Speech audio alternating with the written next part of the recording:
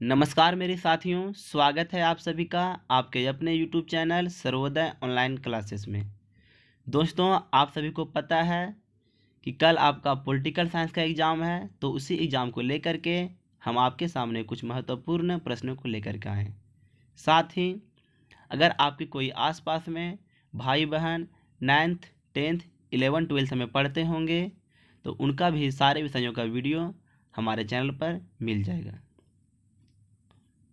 कृपया उन लोगों को एक बार अवश्य हमारे चैनल पर आने के लिए बोलिएगा।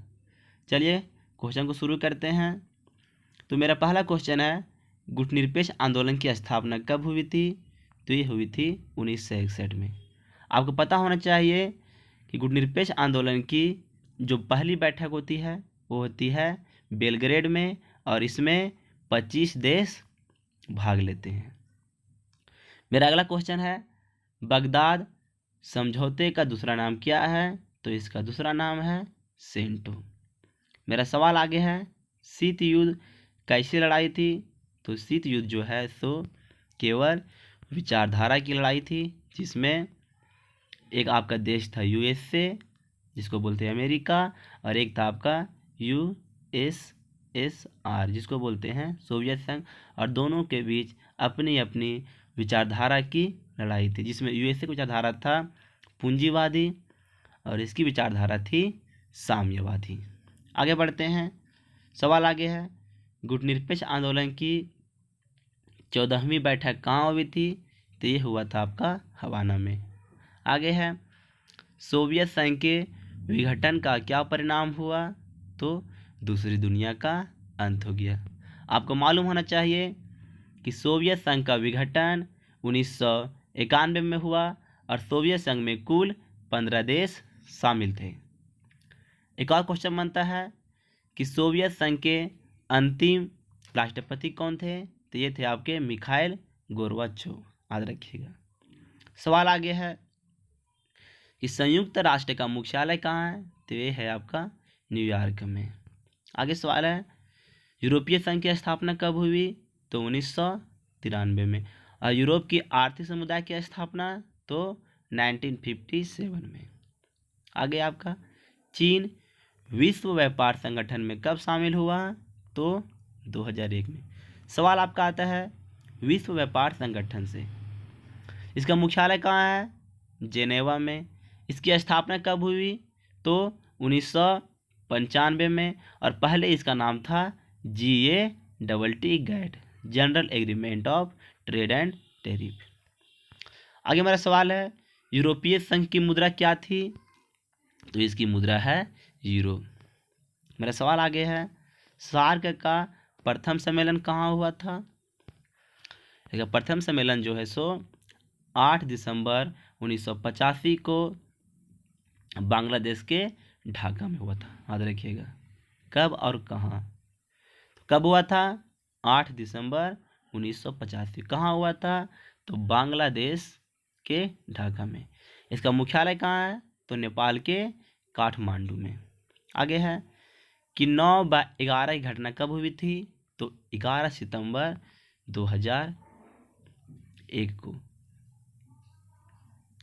और इस घटना में जो है वो अमेरिका के प्रमुख इमारतों पर अलकायदा के द्वारा जो है ओसामा बिन लादेन के द्वारा बम गिराया गया था, और प्लेन हाईजैक करके उससे टकरा दिया गया था। आगे मेरा सवाल है कि WSF का पूरा नाम क्या है? तो वर्ल्ड सोशल फोरम। आगे है, वैश्वीकरण का सकारात्मक प्रभाव क्या है? तो 2 सकारात्मक प्रभाव यहाँ दे रहे हैं हम, तकनीकी ज्ञान और पूंजी का विकास। आगे है इसका नकारात्मक प्रभाव, तो ये है आपका गरीब देशों का आर्थिक शोषण। सवाल आगे है, वर्ल्ड सोशल फोरम यानी कि WSF की पहली बैठक कब हुई थी? तो 2001 को। सवाल आगे है, यूरोपीय संघ की मुद्रा को कितने देशों ने अपनाया? तो ये अपनाए थे आपका 12 देशों ने। सवाल आगे है कि राजीव गांधी ने चीन की यात्रा कब की? तो ये किए थे आपका 1988 में। सवाल आगे है, भारत चीन 1962 में किस जगह के को लेकर के विवाद किए थे, यानी कि किस जगह को लेकर लड़े थे? तो ये आपका होता है लद्दाख और अरुणाचल प्रदेश को लेकर के। उस समय भारत के प्रधानमंत्री कौन थे? तो याद रखिएगा, पंडित जवाहरलाल नेहरू। और उस समय भारत के रक्षा मंत्री तो पटाभी सीतारमैया, याद रखिएगा। सवाल आगे है, विश्व का पहला बिजनेस स्कूल की स्थापना कब हुई? तो ये होती है आपका 1881 में। सवाल मेरा आगे है, विश्व की अर्थव्यवस्था में अमेरिका का कितना प्रतिशत हिस्सेदारी है? तो ये है आपका 21%, यानी 21%। सवाल आगे है, यूरोपीय संघ की स्थापना कब हुई?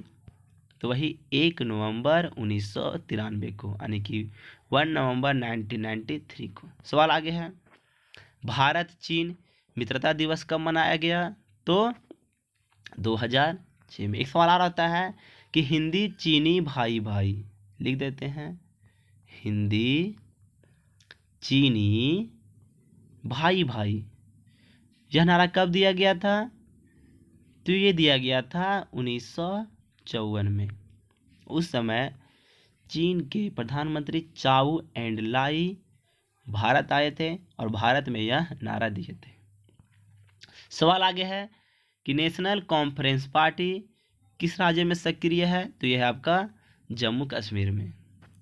फिलहाल जम्मू कश्मीर जो है सो एक केंद्र शासित प्रदेश है और यहाँ चुनाव नहीं हुआ, चुनाव की आशंका वहाँ जताई जा रही है। सवाल आगे है, दक्षिण एशिया का कौन सा देश नक्सलीय उग्रवाद से पीड़ित है? तो ये है आपका श्रीलंका, जहाँ पर LTTE जो है वो उग्रवाद के रूप में कार्य कर रही है। आगे है, विश्व में इंटरनेट की सुविधा किस देश की देन है? तो यह है आपका USA। आगे है, राष्ट्रीय पंचायत किस देश का सांसद है? तो नेपाल। जिस तरह हमारे देश का संसद का नाम है संसद, उस तरह से नेपाल के संसद का नाम है राष्ट्रीय पंचायत। सवाल आगे है, सोवियत संघ का विघटन कब हुआ? तो 25 दिसंबर 1991 को। सवाल आगे है, विश्व राजनीति के 2 ध्रुव कौन कौन थे? तो USA और USSR, यानी कि संयुक्त राज्य अमेरिका और सोवियत संघ। आगे है, हॉटलैंड समझौता कब हुआ? तो यह 1963 में हुआ था।